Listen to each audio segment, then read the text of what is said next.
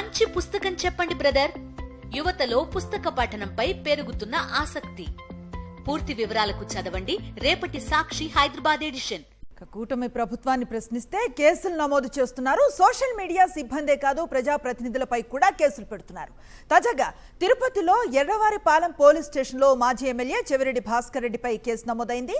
Ellamanda minor బాలికపై యువకులు దాడి అంశంలో దుష్ప్రచారం చేశారని కేసు పెట్టారు. చెవిరెడ్డి భాస్కర్ రెడ్డిపై అక్రమ కేసు నమోదు చేయడంపై వైఎస్ఆర్సీపీ ఆగ్రహాన్ని వ్యక్తం చేస్తోంది. ప్రభుత్వాన్ని ప్రశ్నిస్తే కేసులు పెడతారా అంటూ మండిపడుతున్నారు. ఇదే అంశంపై మరింత సమాచారాన్ని అందిస్తారు మా కరెస్పాండెంట్ విజయమూర్తి.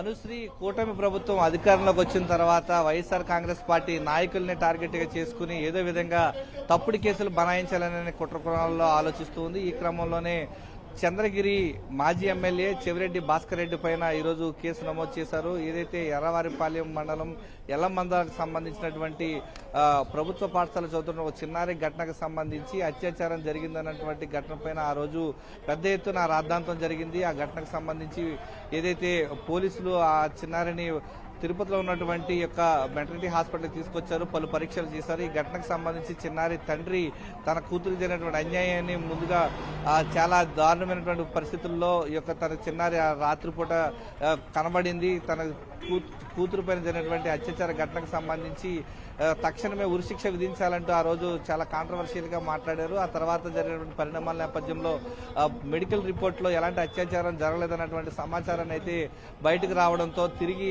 ఆ బాలిక తండ్రి ఈరోజు ఏదైతే తిరుపతి ఎస్పీకి కంప్లైంట్ చేశారో తన కూతురికి సంబంధించి ఎలాంటి అత్యాచారం జరగలేదు, అసభ్యంగా ఈ యొక్క ఘటనకు సంబంధించి అనుచిత వ్యాఖ్యలు చేసినటువంటి చంద్రగిరి మాజీ ఎమ్మెల్యే చెవిరెడ్డి భాస్కర్ రెడ్డి పైన చర్యలు తీసుకోవాలంటూ ఫిర్యాదు చేసిన నేపథ్యంలో పోలీసులు తిరిగి చంద్రగిరి మాజీ ఎమ్మెల్యే చెవిరెడ్డి భాస్కర్ రెడ్డి పైన ఈరోజు కేసు పెట్టడం జరిగింది. ప్రధానంగా వైఎస్ఆర్ కాంగ్రెస్ పార్టీ నాయకులను కార్యకర్తలను టార్గెట్ గా చేసుకుని ఈ విధానానికి కూటమి ప్రభుత్వం కక్ష సాధింపు చర్యలకైతే పాల్పడుతోంది. దానికి ప్రత్యక్ష సాక్షియే ఈ యొక్క ఘటన చెప్పుకోవచ్చు. Anusri. Right, thank you Murthy.